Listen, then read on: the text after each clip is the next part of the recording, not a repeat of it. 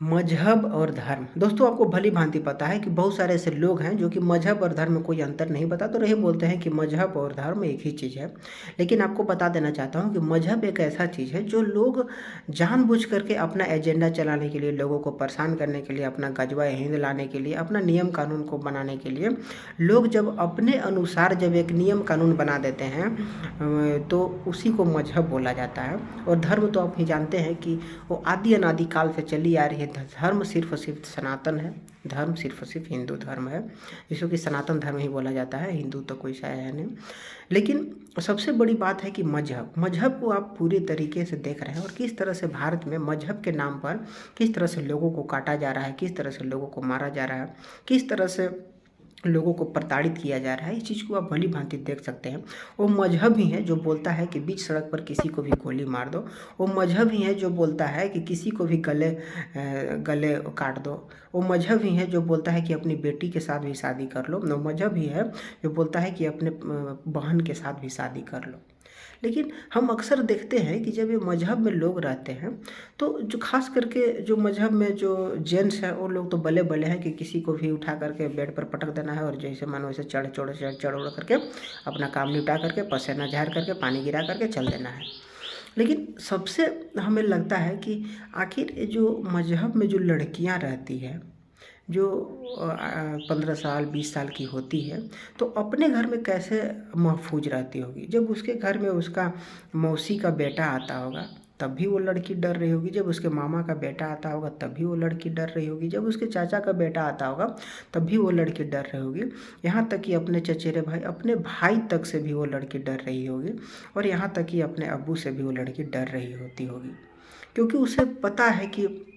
जो हमारा जो भाई कहने वाला जो व्यक्ति आएगा ना, वो हम पर गलत निगाह से देखेगा और यदि मौका वैसा मिल जाए तो पटक करके हम पर वो ऐसा हो सकता है कि वो लड़की कितना डरी सहमी रहती होगी खुद के अपने घर में। तो सोचिए कि ऐसा मज़हब का क्या महत्व है जो लड़की अपने घर में महफूज नहीं है, अपने घर में उसे डर लगता हो। तो ऐसा धर्म, ऐसा जो मज़हब है उससे तो किसी भी प्रकार से कोई लोग संतुष्ट होंगे नहीं। इसके अलावा अक्सर आप देखते हैं कि उस मज़हब का सिर्फ़ काम ही रहता है कि किसी के साथ लड़ाई झगड़ा करना।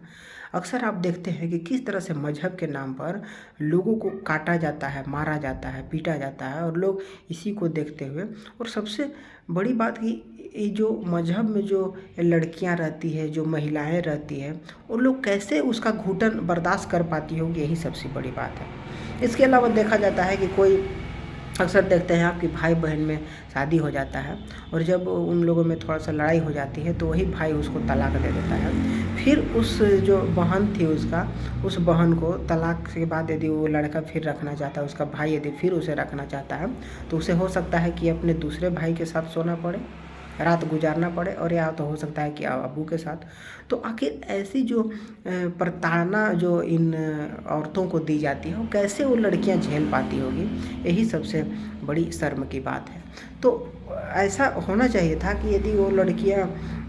भले ही वो उस मज़हब में पैदा हो जाए लेकिन अपना जीवन यदि धर्म में आकर बिताना चाहती और यदि बिताती तो हो सकता था कि वहाँ से ज़्यादा खुश वो लड़की इस धर्म में आकर के रहती। लेकिन उन लोगों के द्वारा ऐसा कदम नहीं उठाया जाता जो कि उन लोगों के लिए सर्वश्रेष्ठ कदम होता, उन लोगों के लिए अच्छा, और उनकी ज़िंदगी भविष्य इतनी सुंदर होती, इतनी सुंदर होती कि वो कभी भी उन्हें प्रताड़ना का शिकार नहीं होना पड़ता। जिस तरह से घुटन का महसूस वहाँ उन लोगों के अपने घर में, अपने जहाँ पर